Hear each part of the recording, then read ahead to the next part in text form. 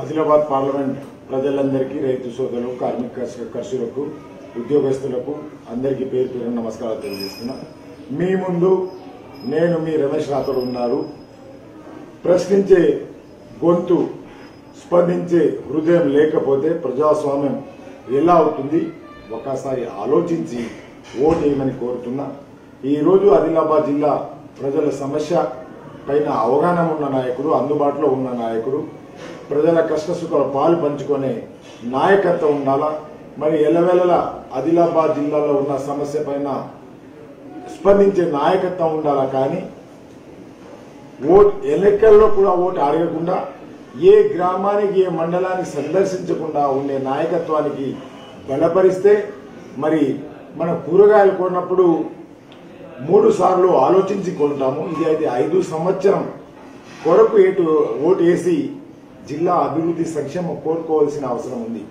నేను మీ అందరికీ మనవి చేసేది ఒకటే, గత 5 సంవత్సరాల కాలంలో సిట్టింగ్ ఎంపీ గారు 3 నిమిషాలు మాత్రమే పార్లమెంట్ లో మాట్లాడారు। అది ఆదిలాబాద్ జిల్లాకు సంబంధించి మాట్లాడలేదు, మరి ఏ మండలానికి స్పందించలేదు। మరి ఇలాంటి పరిస్థితిలో వెనుకబడిన ప్రాంతానికి, వెనుకబడిన జిల్లాకు మరి ముందు తీసుకుపోవాలంటే మీరే ఉన్న వాళ్ళు ఎవరు మంచి వాళ్ళని ఒకసారి ఆత్మవిమర్శ చేసి పెద్ద హృదయంతో ఆలోచించి, నేను మీ అందరికీ మనవి చేసేది ఒకటే, ప్రభుత్వం వచ్చేసింది, ఎమ్మెల్యేలు గెలిచారు, పార్లమెంట్ లో జిల్లా పైన నిలదీయాలా, జిల్లా ప్రజల సమస్య పైన స్పందించాలా। రేపు రాబోయే రోజుల్లో రాహుల్ గాంధీ ప్రధాని అవుతున్నారు, రైతాంగానికి 2 లక్షల రుణమాఫీ అవుతుంది, బిలో పావర్టీ కింద ఉన్న వారికి నెలకు 6,000 రూపాయలు మరి ఇవ్వడం జరుగుతుంది।